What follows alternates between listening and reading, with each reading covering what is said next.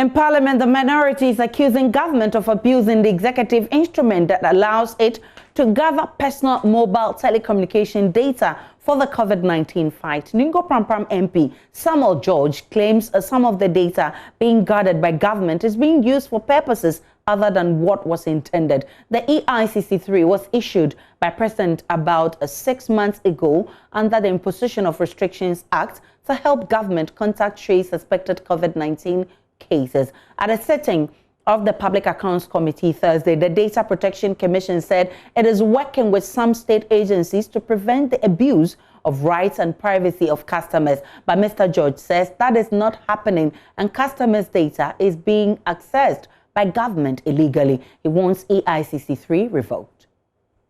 My question was very simple, that the Data Protection Commission, which is appearing before Parliament, Public Accounts Committee today, have a responsibility to protect the privacy rights of citizens. I wanted to find out if the implementing agencies under the Ministry of Communications and any other agencies that are implementing the EI63, if the DPC was doing its job of protecting the rights of the citizens.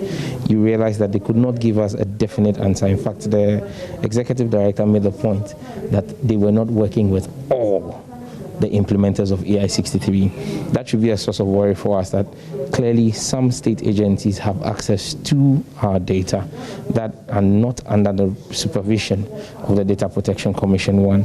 2, the whole formulation of EI63 is problematic because in establishing EI63, the government takes solace in Article 18(2) of the Constitution and Section 100 of the Electronic Communications Act, Act 775, and basically say that the President has the power to give directives on the basis of national security or law enforcement. However, if you read Section 100 completely, it says that the President has the power to give such directive on the basis of law enforcement and national security with respect to a user.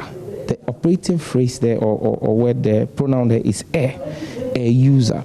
So when you have EI63, that then gives power to a state agency under the direction of the President to gain access to all users' data. That is not what the Constitution says. That is not what the Act says.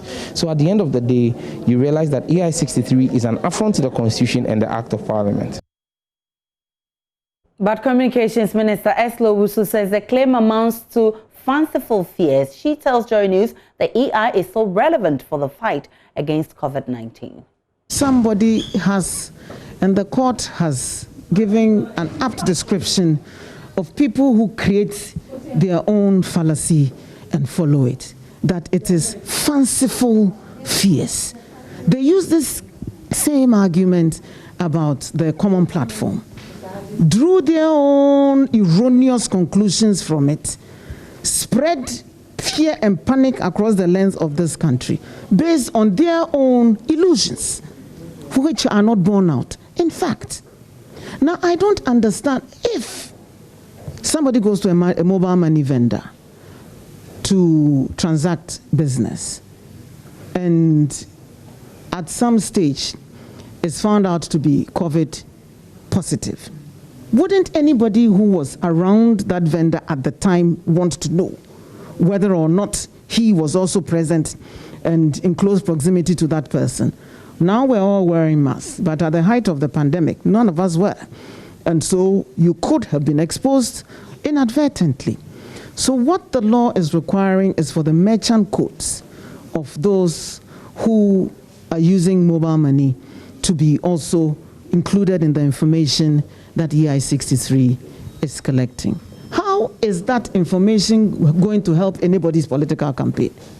How? So some people with diabolical minds and devious minds have sat there and conjured up all kinds of fanciful scenarios and assumed that everybody thinks like them. We are focused on fighting this pandemic with science and data. That's our focus.